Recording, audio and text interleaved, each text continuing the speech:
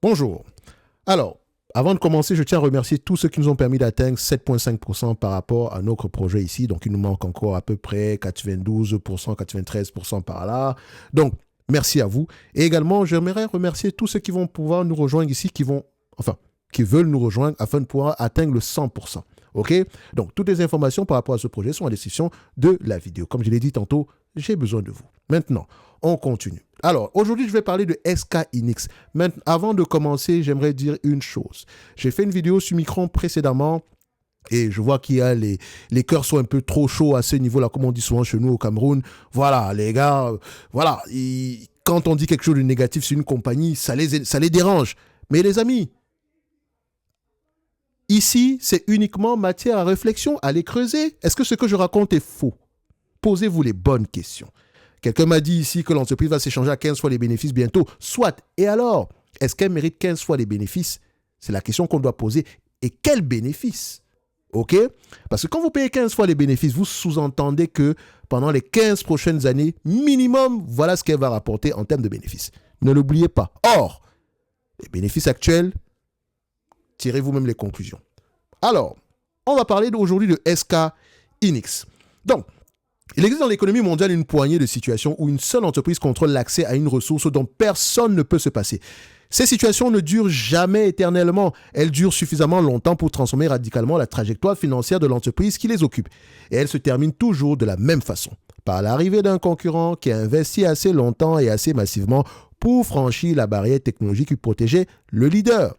La vraie question pour l'investisseur n'est jamais de savoir si ce moment arrivera. Elle est de savoir quand ce moment arrivera. Et dans le cas de SK Hynix aujourd'hui, cette question est la plus importante que vous puissiez vous poser parce que c'est elle qui détermine tout le reste de l'analyse. SK Hynix est un conglomérat sud-coréen spécialisé dans la fabrication de semi-conducteurs mémoire. Pendant la majeure partie de son histoire, l'entreprise a opéré dans l'ombre de Samsung, son concurrent domestique, ils sont du même pays, et leader mondial incontesté du secteur. SK Hynix fabriquait des DRAM et de la NAND, donc les deux types de mémoire qui équipent la quasi-totalité des appareils électroniques, et livrait à peu près une concurrence sans jamais vraiment menacer la domination de Samsung sur les segments les plus stratégiques. C'était une entreprise cyclique parmi d'autres dans un secteur cyclique, soumise au même boom et aux mêmes effondrements de prix qui caractérisent la mémoire depuis 4 décennies. Il paraît que cette fois, c'est différent. Moi, je ne sais pas. Dans tous les cas de figure, je préfère me fier à l'histoire et il y a de fortes chances que cette fois-ci se termine exactement de la même façon. Mais attention, je ne vous ai pas dit que ça va arriver demain, mais ne l'oubliez pas. Donc, rien dans cette trajectoire ne laissait présager ce qui allait se passer à partir de 2022. Alors, cette année-là, SK Hynix a pris une décision qui rétrospectivement, j'y arrive, excusez-moi, je suis camerounais, c'est normal. Donc, rétrospectivement, merci, mercon de mes bref, ça m'emmerde cette affaire-là. Oh là là. Donc, si on regarde un tout petit peu dans le passé, d'accord, ça ressemble plutôt à l'un des paris technologiques les plus lucratifs de l'histoire récente de l'industrie des semi-conducteurs. L'entreprise a choisi de concentrer une part disproportionnée de ses ressources d'ingénierie sur une technologie alors marginale. Kudo au management. Ça veut dire que le management de cette compagnie avait la vision. Ça, c'est un point pour eux. La HBM, High Bandwidth Memory. La HBM n'est pas une évolution de la DRAM traditionnelle. C'est une architecture radicalement différente où les puces mémoire sont empilées verticalement en couches tridimensionnelles et connectées directement au processeur graphique via des connexions ultra courtes. On s'en fout de la technique, mais voilà, c'est important. Le résultat est une bande passante mémoire. Donc ici, quand on parle de bande passante mémoire, donc la bande passante mémoire ici qui dépasse de plusieurs ordres de grandeur ce que la DRAM conventionnelle peut offrir, donc c'est-à-dire la vitesse à laquelle les données peuvent transiter entre la mémoire et le processeur. Pour un GPU qui doit traiter des milliards de paramètres en parallèle lors de l'entraînement ou bien de l'inférence d'un modèle d'IA, cette bande passante n'est pas un avantage accessoire, c'est une condition d'existence très importante. NVIDIA a compris avant presque tout le monde que ces GPU ne pourraient pas atteindre leur plein potentiel sans une mémoire capable de les alimenter à la vitesse nécessaire. Et quand NVIDIA a cherché un partenaire capable de produire la HBM en volume suffisant pour accompagner l'évolution ici, l'explosion de la demande en infrastructure, eh ben, SK Hynix était prêt. Samsung et Micron travaillaient sur la HBM, mais avec un retard d'1 à 2 ans sur les générations les plus avancées. Ce retard modeste en apparence, dans un secteur où tout se joue à l'échelle du nanomètre et du trimestre, a eu des conséquences commerciales décisives. SK Hynix s'est imposé comme le fournisseur stratégique de référence de Nvidia, raflant une part dominante du secteur HBM exactement au moment où ce marché entrait dans sa phase d'hyper-croissance. Les résultats 2025 de SK Hynix sont la traduction financière de cette position. Les revenus ont atteint 97,1 trillions de won en hausse de 47% sur un an. Les revenus HBM ont doublé. La marge opérationnelle a atteint 49%, un record absolu pour l'entreprise avec un bénéfice opérationnel en hausse de 101%. Et SK Hynix est aujourd'hui le seul producteur de masse de HBM4 au monde. C'est la dernière génération. Je pense que c'est la 6e génération ou quelque chose comme ça. Donc la génération la plus avancée de cette technologie avec une avance sur le calendrier initialement prévu. Ces chiffres ne décrivent pas une entreprise qui bénéficie d'un cycle favorable.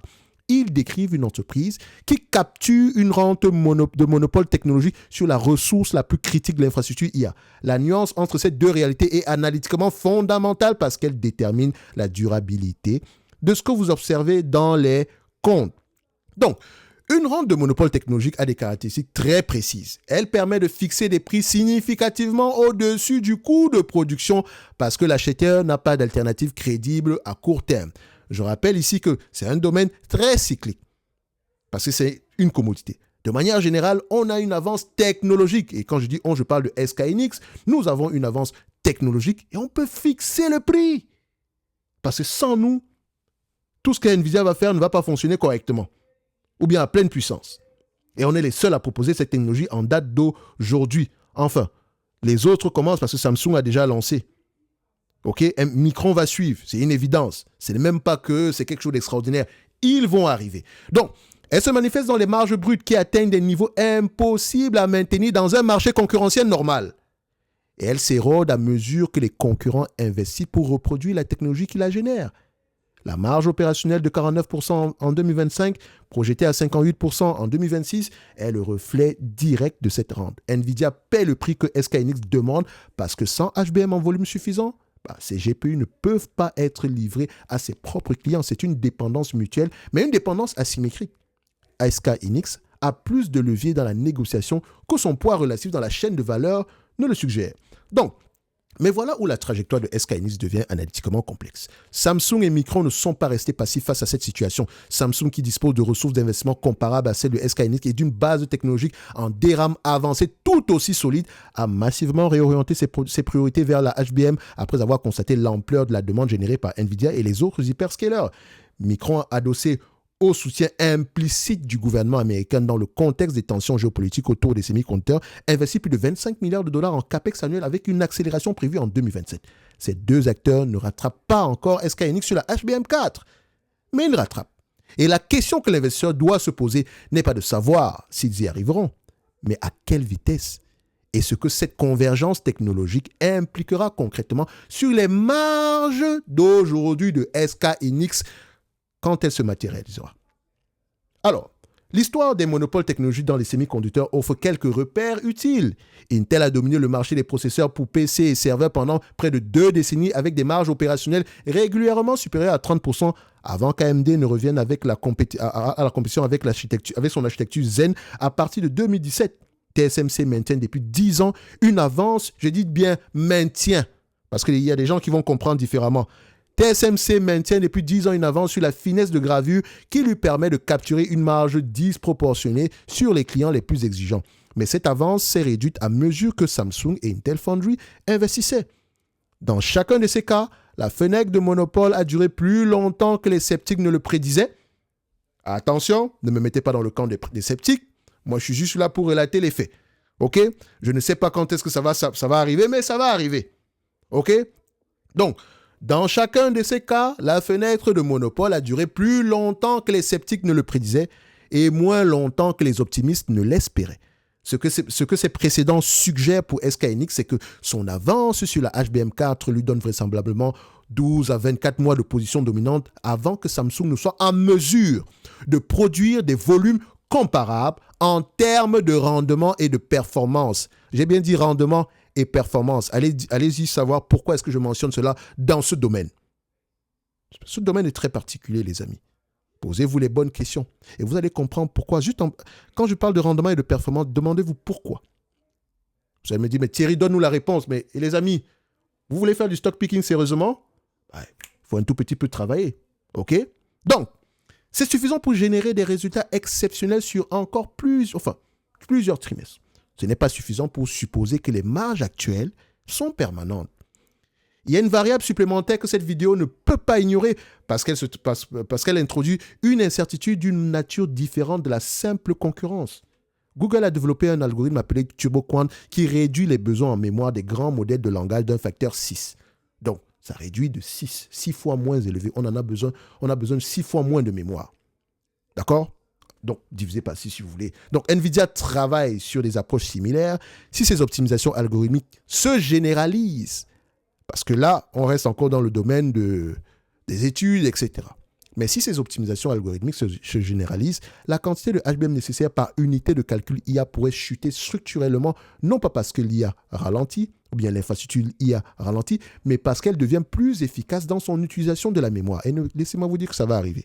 Ce serait un choc de demande négatif que ni les contrats pluriannuels, ni l'avance technologique sur la HBM4 ne peuvent absorber parce qu'il ne vient pas de la concurrence, mais de l'évolution du produit que la mémoire est censée servir. C'est le type de risque qui n'apparaît dans aucun modèle de prévision standard. Et c'est précisément pour ça qu'il mérite d'être posé explicitement. Voilà donc la question que cette analyse vous pose. Lorsque vous évaluez une entreprise dont l'avantage concurrentiel repose sur une avance technologique mesurable et documentée, disposez-vous d'une méthode pour déterminer si cet avantage se renforce ou s'érode trimestre après trimestre et pour estimer à quelle vitesse les forces de rattrapage concurrentiel réduisent la fenêtre pendant laquelle cet avantage peut être monétisé à pleine valeur.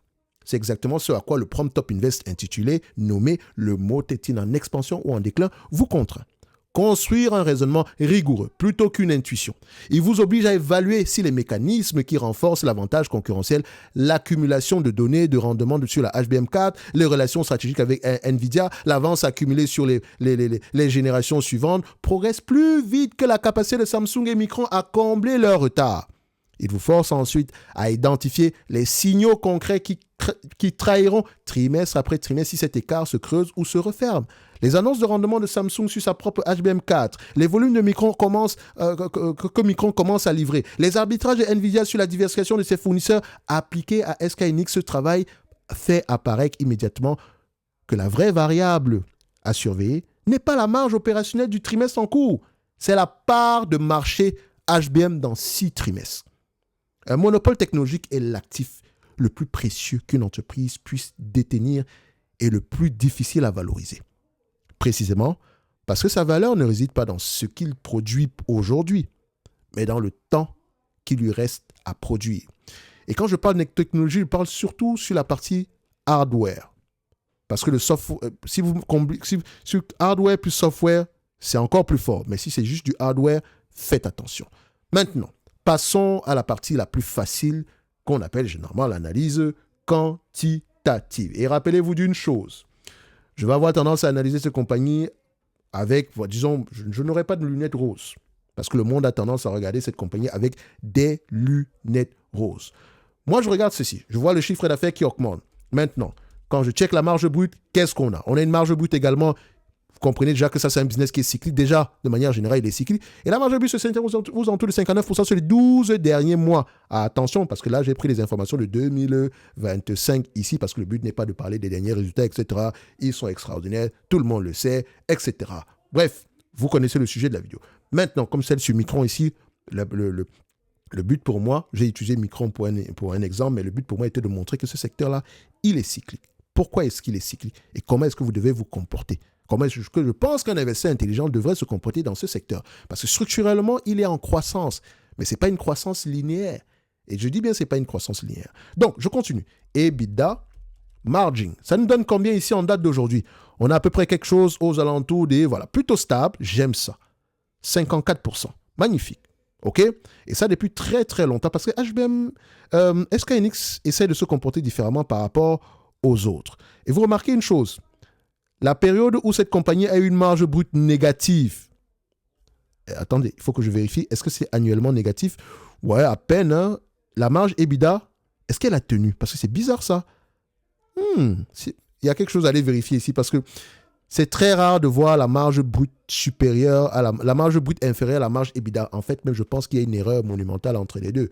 Je pense que c'est une confusion. Mais les résultats de SK Hynix sont un peu compliqués. Voilà, c'est coréen, etc.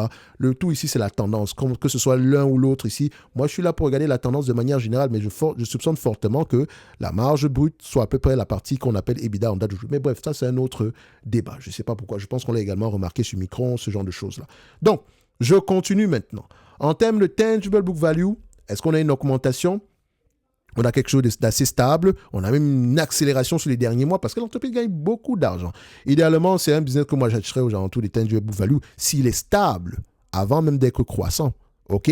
Donc, on peut se dire ici qu'il y a une certaine stabilité au niveau du book value de manière générale. Donc, vous comprenez déjà ici que mon prix sera aux alentours des 200 000 won. Idéal, mon prix idéal. OK? Mais je continue. Donc, free cash flow. En termes de free cash flow, qu'est-ce qu'on a? Free cash flow, net income, est-ce que les deux parlent le même langage? Même graphique, on les met ici, on dézoome un tout petit peu, on voit ici que les free cash flow sont moins élevés parce que c'est une entreprise qui va investir continuellement, augmenter les capacités, etc. Donc, ça peut avoir un impact, mais sinon les net income peuvent avoir tendance à ressembler au free cash flow. Mais ce n'est même pas ça qu'on va utiliser parce qu'on va utiliser les cash flow opérationnels parce que c'est la partie pour moi la plus stable. En termes de valorisation, comment est-ce que je vais donc me comporter par rapport à cette compagnie? Tout en disant ceci, quelqu'un m'a dit la dernière fois que ton raisonnement est biaisé. Toute évaluation est biaisée, tout raisonnement est biaisé. Même si c'est l'IA qui a raisonné à votre place, c'est biaisé de manière générale. Voilà, au moins ça, on est d'accord. Maintenant, c'est une entreprise qui produit à peu près, sur les 10 dernières années, près de 14 735 milliards de won. Oui, c'est bien en milliards.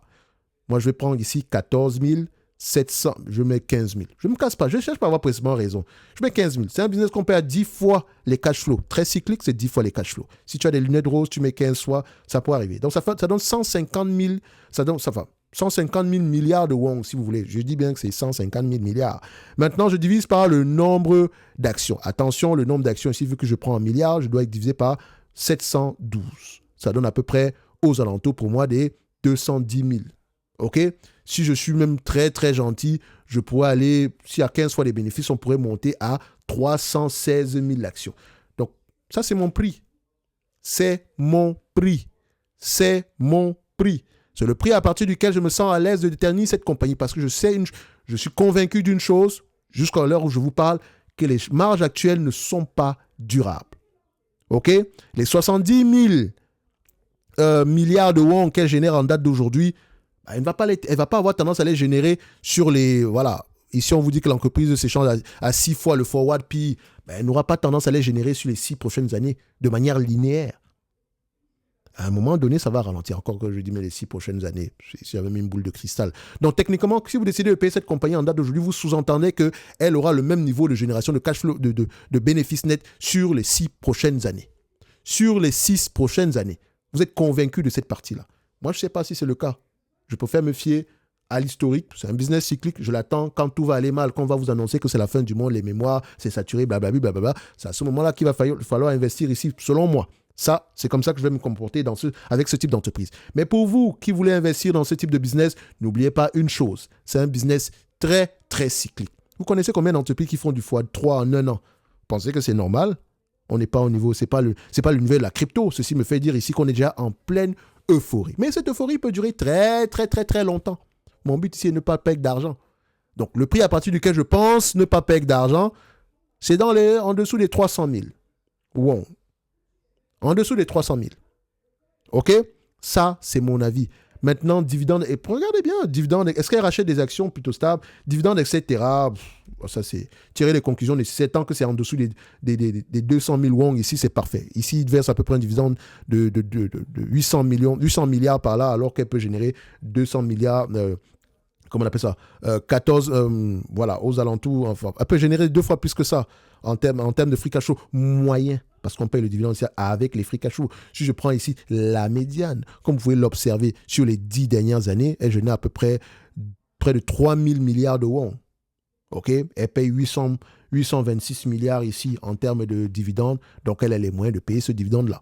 Il y a de fortes chances que ce dividende continue à croître. Maintenant, moi, je n'ai pas de boule de cristal pour savoir pendant combien de temps ça va durer. Je n'ai pas de boule de cristal. Je sais une chose, c'est que les bénéfices actuels ne sont pas durables. Et donc, je ne vais pas avoir tendance à les extrapoler. Donc, quand on te dit ici que l'entreprise s'échange ici, voilà, elle paraît sous-évaluée, s'échange après 6 fois les forward, puis OK. Mais est-ce que ces bénéfices à ce niveau vont avoir tendance à durer au moins 6 ans? Je n'en sais rien. Parce que augmentation des capacités, évolution algorithmique, ce sont des éléments qui pourront avoir tendance à impacter négativement le prix moyen du HBM4. Parce que c'est une commodité, globalement. OK? Maintenant, pour ceux qui veulent quand même y investir, comme je l'ai dit, en termes de pondération, soyez gentils, et c'est un business qu'on ne va pas avoir tendance à payer à 5 fois les cash flows actuels. Et je dis bien les cash flows actuels. Donc, je ne paye pas plus que 5, donc on pourrait atteindre les 2 millions de won. Donc, je pense qu'il va me dire, voilà, ils sont déjà assez avancés en date d'aujourd'hui. N'essayez pas de dire ici que l'entreprise va s'échanger à 15 fois les cash flows ou bien 10 fois les... Non. OK? Faites très attention sur ce business. Et comme je l'ai dit tantôt, ça ne veut pas dire que le prix ne va pas quadrupler. Peut-être même multiplié par 50. Je n'en sais strictement rien, je m'en fous. OK? Il y a de fortes chances que mon argent ne soit pas en sécurité avec ce business. Et je parle bien de sécurité, je n'ai pas dit de faire plus d'argent. Je veux une marge de sécurité. Elle est où? Elle est où? En commentaire, laissez-moi savoir c'est quoi la marge de sécurité. Ne me dites pas que la demande est trop élevée. Quantifiez. Donnez-moi un prix. Essayez de me convaincre que ce business n'est plus cyclique. OK? Pour le moment, c'est mon avis. Et ça n'engage que moi. Et je cours d'ailleurs le risque de me tromper. Et je me trompe très souvent. D'accord? Vous avez des vidéos par rapport à ça. Ne me croyez pas sur parole ni quoi que ce soit. Ici, c'est pour provoquer, susciter le questionnement. C'est tout. Si en vous posant les bonnes questions, vous vous dites, voilà, c'est correct, ma thèse d'investissement tient toujours. Allez-y. Mais ne le prenez pas mal. D'accord? C'est une ambiance bon enfant, etc. Vous me connaissez, voilà. Je peux me tromper. Je me trompe d'ailleurs. C'est la raison pour laquelle je vous dis toujours, ne me remerciez jamais si vous faites de l'argent parce que j'ai parlé d'une entreprise, ça vous a convaincu d'acheter, etc. Parce que si vous me remerciez, ça veut dire également que, et que j'accepte ces remerciés fleurs-là, je devrais également accepter ce qui vient avec quand c'est négatif. Or, je ne veux pas cette charge mentale-là. OK? Chacun gère son argent comme il veut. Chacun gère sa famille comme il l'entend. Moi, l'argent de ma famille n'ira pas sur SKNX. Je m'en fous des performances des 300, 400, 500%. Idéalement, si on veut me chercher à 200, je sais que structurellement, c'est un business intéressant, mais cyclique. Mais voilà le prix qui, moi, m'intéresse. Tu me proposes ce prix, je l'achète. Tu ne me le proposes pas, j'attends mon tour. OK? Quitte à me rendre compte que j'ai fait une erreur monumentale. Mais sur certaines entreprises, je ne vais pas me tromper. Je vais avoir tendance à les avoir à des prix très intéressants. Bref, ne pas investir, c'est également une décision d'investissement. Sans regret, les amis. Moi, je suis juste là pour chercher du 15%, pas pour faire du 300% par an, dans tous les cas de figure. Bon courage à ceux qui ont investi ici. D'accord? Félicitations à vous. Mais n'oubliez pas à quoi ressemble ce secteur. En tout cas, en commentaire ici, en description de la vidéo, les amis, comme je l'ai dit, on a atteint les 7,5% ici. On a encore besoin de vous. Il nous reste encore à combler 92,5% par rapport à notre projet, de manière générale. Toutes les informations sur le projet sont en description de la vidéo. Comme je l'ai dit tantôt, je vous donne quelque chose aujourd'hui et également demain. À vous de savoir si vous voulez faire partie de ce projet-là, etc. Ou bien m'aider à gagner du temps, les amis. C'est le maintenant que j'ai besoin de vous sur YouTube. OK?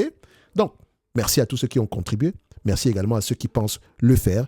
Et bonne journée.